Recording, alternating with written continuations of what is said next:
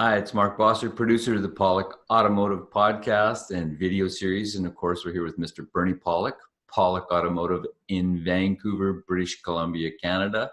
20-time winners of Best Auto Repair in Vancouver as voted by their customers. And 38 years repairing and maintaining vehicles in Vancouver. And we're talking cars. How you doing this morning, Bernie? Doing really well. It's a beautiful day in Vancouver. This week's victim is a 2007 Mazda Miata. Had an air conditioning problem. What was going on with this little sports car? Yeah, so basically an air conditioning problem. The AC system wouldn't blow cold air, just warm, which of course needed to be repaired. And what tests and diagnosis did you have to perform to find out what the problem was? Yeah, so with air conditioning, when air conditioning is not working, there's a number of reasons it could not be working. So we have some set test procedures we do in our shop to properly diagnose and repair the right issue. And that procedure often starts just with a basic test of the controls, and then from there we test to see if there's actually any refrigerant in the system. The largest problem with air conditioning is generally a refrigerant leak.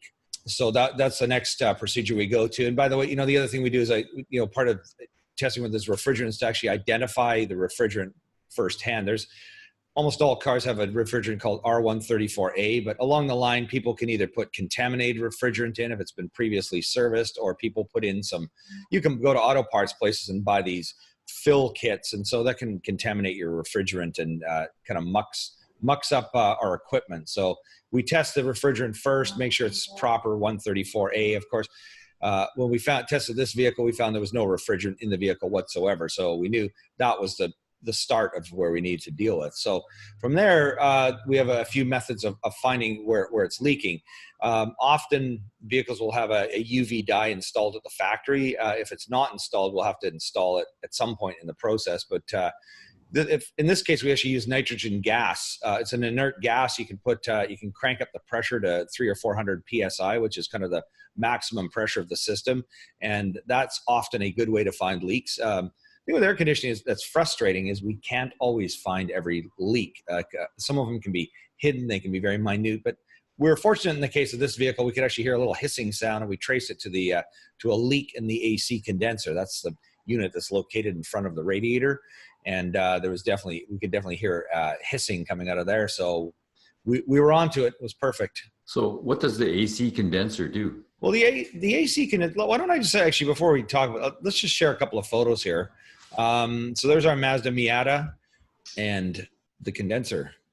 There's our view of the condenser. So what the condenser does is essentially, without getting too scientific, it basically takes the heat that was inside of your vehicle cabin, and through a process of changing the pressure and the state of the refrigerant. The refrigerant it changes state 4 different times. I'll talk about that in a second. But by changing the state of the refrigerant and the pressure, it'll actually disperse the heat that was inside the cabin of your vehicle out into the atmosphere, which is what the condenser does. So this sits in front of the radiator of the vehicle, and it'll basically radiate the heat out into the atmosphere. It's the same way a refrigerator works. It's exactly the same system. There's four state changes in the refrigeration. There's high pressure gas, high pressure liquid, low pressure gas, low pressure liquid. It's kind of a neat system, but anyways, it works very well. So this is a condenser. You can see a sort of little stained area here. It's a little discolored where I've got the arrow. That's where the leak was coming from. There's also oil in the system. There's the compressor, of course, it's a pump. It has pistons or moving parts and requires lubrication. So there's oil in the system, and that's usually a surefire way to find a leak. However, this condenser is buried between the radiator. It's often not visible. So air conditioning repairs can be definitely some of the trickier work we do in our shop, or any shop for that matter. So if your air conditioning system is not working, you can expect that it could be easy or it could be very complicated. And sometimes it can be frustrating because it takes a long time to find a leak. See, just based on personal experience, I have a 2001 Suburban, and the refrigerant leaks in that vehicle after a few months. I've looked high and low. This has a rear air conditioning system to find the leak with all the best equipment I have, and I still haven't found it yet. But of course, I haven't started stripping. Sometimes you have to rip things apart to find it, which is very time consuming and costly. So there's another view of our leak here as well. And what's the blue arrow showing? The blue arrow shows the receiver dryer, and I know I posed a question for you to ask me, so I'm going to jump ahead on it. And that was there anything else that needed to be replaced at this time? So the answer is, whenever you do a major repair in air conditioning, it's usually recommended to replace the receiver dryer or accumulator, which is a similar component but slightly different. This unit actually acts as a filter in the system. It also has a desiccant, which absorbs moisture. Any moisture inside the refrigerant system can be damaging. So removing that is important. So once you develop a leak like this, of course, atmospheric, the air can get in, moisture from the air, it can get into the desiccant and ruin it. So replacing the receiver dryer is a good thing to do. Often that's a separate component, but on this Miata, it's actually incorporated with the condenser. So, and that's something we see on some models of cars.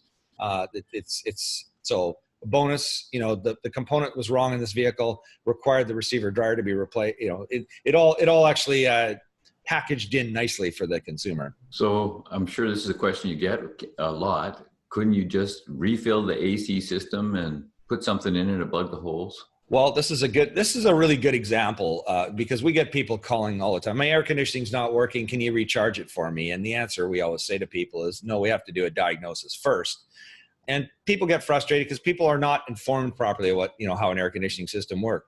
It should never leak refrigerant. There's always a problem. If your refrigerant level is low, there's a leak somewhere. Now, there's probably a normal amount that your car will go through. And sometimes, if it takes 3 years or 4 years, the refrigerant levels dropped a bit, it's okay to recharge the vehicle. But until we've actually seen the vehicle and assessed it, we can't tell what you're going to need. Now, you can imagine, we just shown an example of a hole in the system. How long is the refrigerant going to last if we put it in? I mean, this person wouldn't get a day's use out of it, especially when we put the nitrogen pressure and it's hissing. There's a clear leak there. So the answer is, most of the time you cannot refill a system. You always need to figure out what's wrong with it. And I'm still trying to figure out whether it's illegal to actually refill a system in British Columbia. It's probably not, but it's close to, it's unethical at the very least. And why is that? AC? Well, the refrigerant has very high global warming potential. R12, which used to be Freon, the very common refrigerant, was responsible for putting a hole in the ozone layer. Unfortunately, we as a species discovered that and actually took action and changed it. And that layer is fixing itself, which is fantastic. So Freon, it was illegal to vent that into the atmosphere. It has to be captured and destroyed. So R134 is developed as a substitute for that. R134 does not damage the ozone layer, but it does contribute to the greenhouse effect. It's much worse than, say, the pollution that comes out of the exhaust that comes out of your car. Very high amount. They've actually come out with a new refrigerant now called R1234Y. I should know this. For some reason, I haven't got the numbers right. But anyways, there's a new refrigerant. It's been out used on cars, newer cars. It's very expensive, but it has no CO. It doesn't damage it doesn't contribute to global warming. So it's a better refrigerant. But I've heard through the grapevine that they might be changing that to something else too. So I don't know. Every once in a while they change it. But R134A is the common one. It's still widely in use. And how are Mazda Miatas for reliability? Oh, they're awesome. They're awesome cars. I've often thought of a Miata as a reliable English sports car, because they're kind of like an classic English sports car, convertible but just with that Japanese reliability. So they're fantastic cars. We even service some that are like really, they're 20 years plus old, and they're still working well. So there you go. If you're looking for service for your Mazda in Vancouver, the guys to see your Pawlik or your air conditioning system, the guys to see your Pawlik Automotive, you can reach them at 604-327-7112 to book your appointment. You have to call and book ahead. They're busy. Or check out the website, pawlikautomotive.com. YouTube channel, Pawlik Auto Repair. Hundreds of videos on there about all makes and models of cars, repairs, maintenance, and of course, we really appreciate you listening to the podcast. And thanks, Bernie. Thanks, Mark, and thanks for watching and listening. We totally appreciate it.